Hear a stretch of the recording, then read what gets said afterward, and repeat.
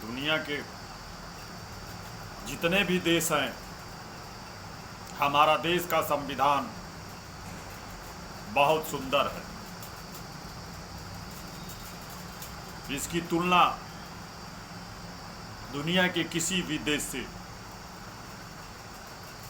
नहीं की जाती है जितना ये सुंदर है। सभी लोगों के लिए विकास का अवसर हमारा देश का संविधान देता है। स्वतंत्रता, समानता, धार्मिक स्वतंत्रता, शैक्षिक स्वतंत्रता, यानी हर क्षेत्र में देश के नागरिकों को विकास के लिए सारा अवसर प्रदान करता है। भारतीय संविधान का अनुच्छेद 15(3) में एक व्यवस्था है कि हमारे देश की महिलाएं शारीरिक रूप से उनकी बनावट ऐसी होती है कि शोषण के शिकार हो जाती है, उत्पीड़न के शिकार हो जाती है। इसलिए अनुच्छेद 15(3) महिलाओं के लिए विशेष अधिकार देता है, जिसके तहत उनको सुरक्षा प्रदान करने के लिए 1990 में महिला आयोग की स्थापना की गई।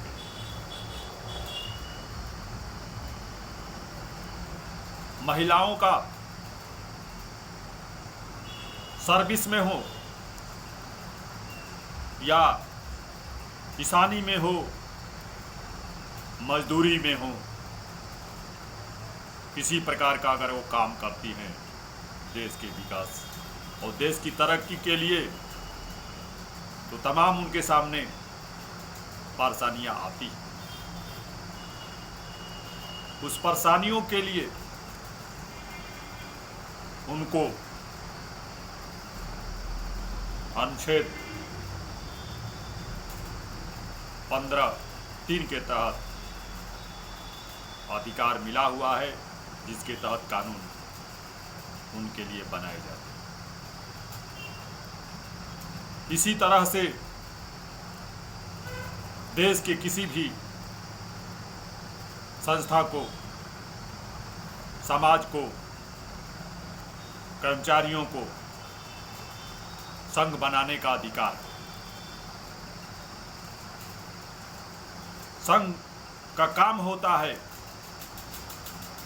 वो अपना संगठन खड़ा करके कर्मचारी हित में, समाज हित में, जो जिस क्षेत्र का संगठन हो, मान्यता प्राप्त करके देश के हित में काम करे, आम जनता के, कर्मचारी के हित में काम करे। ये अनुच्छेद 19(1) में भारतीय संविधान के अनुच्छेद 19(1) में संघ बनाने का अधिकार दिया गया, जिसके तहत हमारे देश में ट्रेड यूनियन एक्ट 1926 में कर्मचारियों के लिए बना। इसका उद्देश्य है कि सरकारी विभाग में, किसी भी संस्था में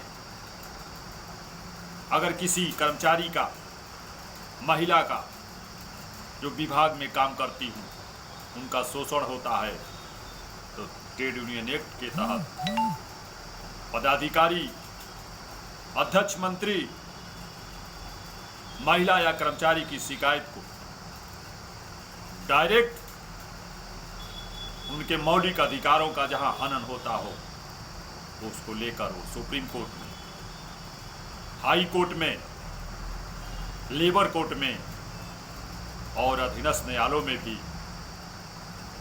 उस महिला की, उस कर्मचारी के शोषण और उत्पीड़न के खिलाफ मुकदमा दायर कर सकता है, उसकी पैरवी कर सकता है। इसी प्रकार की घटना एक महिला की है जो कि परिवहन विभाग में काम करती है। उसने एक अधिकारी के खिलाफ लिखित रूप से शोषण और उत्पीड़न, छेड़खानी का आरोप लगाकर उत्तर प्रदेश के सभी पुलिस विभाग के उच्च अधिकारियों को रजिस्ट्री किया है। इसके बाद उसने परिवहन विभाग के सभी उच्च अधिकारियों को रजिस्ट्री के द्वारा अपनी शिकायत दर्ज की। उसके रजिस्ट्री का प्रमाण पत्र भी रखी। लेकिन जब उसको कहीं से न्याय नहीं मिला तो उसने सीजीएम 7 के यहां मुकदमा उस अधिकारी के खिलाफ दाखिल किया। उसमें शपथ पत्र भी उसने दिया और कहा कि हमारा इस अधिकारी के द्वारा शोषण और उत्पीड़न किया जा रहा है। क्योंकि लॉकडाउन में कचहरी कोर्ट बंद था, इसलिए तारीख पड़ती भी रही,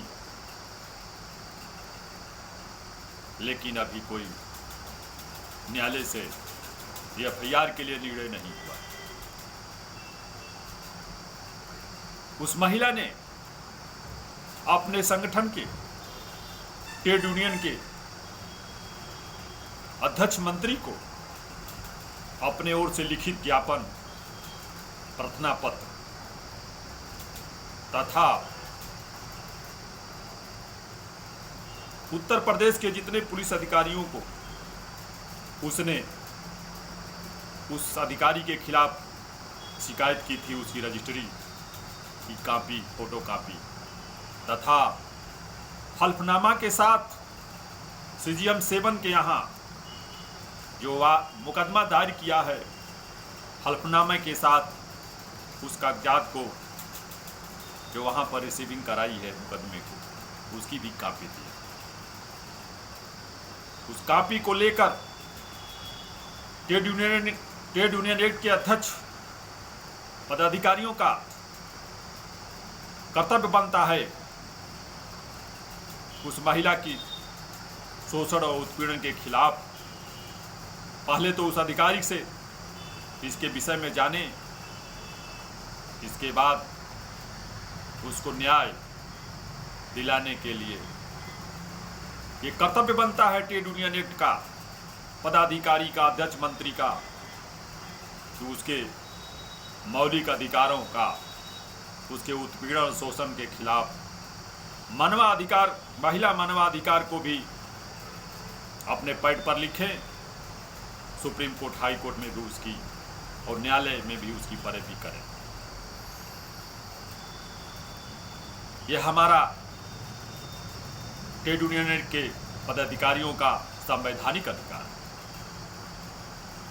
ट्रेड यूनियन एक्ट के पदाधिकारियों को ट्रेड यूनियन एक्ट 1926 में तमाम अधिकार दिए हुए हैं और उसके तहत वो उत्पीड़न के खिलाफ महिला को न्यायालय में भी पैरवी कर सकते हैं, स्वयं उसके प्रार्थना पत्र पर एक बार दाखिल भी कर सकते हैं। लेकिन उस अधिकारी ने महिला पर दबाव बनाने के लिए तमाम तरह का शोषण और उत्पीड़न का हथकंडा अपनाया हुआ है, जिसका ट्रेड यूनियन इसका विरोध करती है। और जो भी लड़ाई महिला के शोषण और उत्पीड़न के खिलाफ अधिकारी करेगा, ट्रेड यूनियन एक्ट उसका सहयोग करेगी, क्योंकि ट्रेड यूनियन एक्ट का दायित्व है कि वो सहयोग महिला का करे। अगर कोई भी अधिकारी फर्जी मुकदमे में भी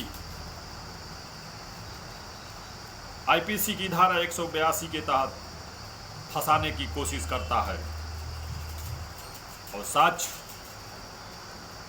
सही नहीं मिलता है, तो उस अधिकारी के खिलाफ भी झूठा ट्रेड यूनियन एक्ट के पदाधिकारी अध्यक्ष मंत्री की छवि को खराब करने के लिए इस भाव से कहीं भी थाना हो शिकायत दर्ज करता है, तो इस झूठी अफवाह भरी शिकायत को ट्रेड यूनियन एक्ट के धारा 17 तथा 18 उन्मुक्ति प्रदान करती है, तथा ये आईपीसी के धारा 211 में ये व्यवस्था की गई है, उसे जेल की सजा तथा साथ ही जुर्माना भी हो सकता है। ट्रेड यूनियन एक्ट के पदाधिकारियों को, अध्यक्ष मंत्री को आईपीसी की कुछ धाराओं से ट्रेड यूनियन एक्ट में उन्मुक्ति प्रदान की गई है। किसी भी पदाधिकारी के खिलाफ विभागीय मामले में, कर्मचारी और नियोक्ता और नियोजक के मामले में किसी प्रकार के विवाद होता है, तो उसके खिलाफ न्यायालय में मुकदमा, सिविलियन न्यायालय में मुकदमा दाखिल नहीं की जा सकती। उसे झूठे फंसाने की कोशिश अध्यक्ष मंत्री पदाधिकारियों को करता है, तो उसके खिलाफ मानहानि का दावा भी की जा सकती है। महिला ने जितनी भी ऊपर कही हुई कागजों को अध्यक्ष मंत्री को दिया और उस अधिकारी ने इसे घबराकर उत्पीड़न और शोषण अपना बढ़ाने का काम किया है। लेकिन संगठन कभी भी उत्पीड़न और शोषण के खिलाफ नहीं दबेगा और भारतीय संविधान, ट्रेड यूनियन एक्ट 1926, आईपीसी की धारा 182 के तहत उस अधिकारी के खिलाफ लड़ाई लड़ेगा। वो अधिकारी तो यहाँ तक आ गया है कि भारतीय संविधान को नहीं मानता है, ट्रेड यूनियन एक्ट को नहीं मान रहा है, आईपीसी की धारा 182 के तहत फर्जी काम भी करने पर उतारू हो गया है। वो किसी प्रकार कानून कायदा को मानने के लिए तैयार नहीं। लेकिन ट्रेड यूनियन एक्ट के अध्यक्ष मंत्री ने भी ये तय कर लिया है कि हम भारत के संविधान की रक्षा करेंगे। ट्रेड यूनियन एक्ट के तहत जो अधिकार मिला हुआ है पदाधिकारियों, अध्यक्ष मंत्री को, उसके हिसाब से भी उस अधिकारी को चलना पड़ेगा। आईपीसी की धारा 182 और 211 के तहत ही उसको अंत में चलना ही पड़ेगा। मैं पुनः उस अधिकारी को बताना चाहता हूं कि अगर उसने महिला के आगे भी न्यायालय में मुकदमा के बाद भी उत्पीड़न और शोषण की कार्रवाई अगर किया तो संगठन ट्रेड यूनियन एक्ट के तहत कानूनी लड़ाई लड़ता रहेगा और उसके किसी भी धमकी और दबाव में नहीं आने वाला है। जब ट्रेड यूनियन एक्ट का अध्यक्ष ने कहा, इस बारे में महिला के बारे में पूछा कि आप के खिलाफ इस महिला ने सारे उच्च अधिकारियों पुलिस अधिकारियों को आपके खिलाफ शिकायत की है, विभाग के अधिकारियों को शिकायत की है और प्रार्थना पत्र भी मुझे दिया है, सारे कागजात भी न्यायालय में मुकदमे का भी कागज हलफनामा दिया है। तो उस अधिकारी ने पूछा कौन बोल रहे हैं। ट्रेड यूनियन के अध्यक्ष ने कहा कि मैं न्यायालय में मिलूंगा, इसके बाद उचित समय पर मिलूंगा, इसके बाद न्यायालय में कहा कि न्यायालय में मिलूंगा। उसने फर्ज ये कहने लगा और प्रार्थना पत्र देने लगा कि इन्होंने न्यायालय का कर्मचारी कहा है। अरे न्यायालय में हमारा जाने का अधिकार है, सुप्रीम कोर्ट में हमें जाने का अधिकार है। हम न्यायालय में मिलने की बात कहेंगे तो क्या इसका मतलब हो जाएगा कि मैं न्यायालय का कर्मचारी बोल रहा हूं? इस तरह का भ्रमित बातें विभाग में फैलाने का काम कर रहा है। इनका उत्पीड़न और दमन नहीं रुका तो मजबूर होकर इस महिला की लड़ाई को हमें सुप्रीम कोर्ट ले जाना होगा, महिला आयोग में भेजना होगा। जरूरत पड़ेगी तो हम विभाग के उच्च अधिकारियों और मुख्यमंत्री से भी महिला को लेकर मिलने का काम करेंगे और इनको जो परिवहन विभाग के अधिकारी हों उनको दंड दिलाने का भी काम करेंगे। महिला ने जो भी आरोप लगाया है वो सारे साक्ष्य लिखित रूप से सब मौजूद हैं और इन्होंने अपने रवैये में बदलाव नहीं लाया तो महिला के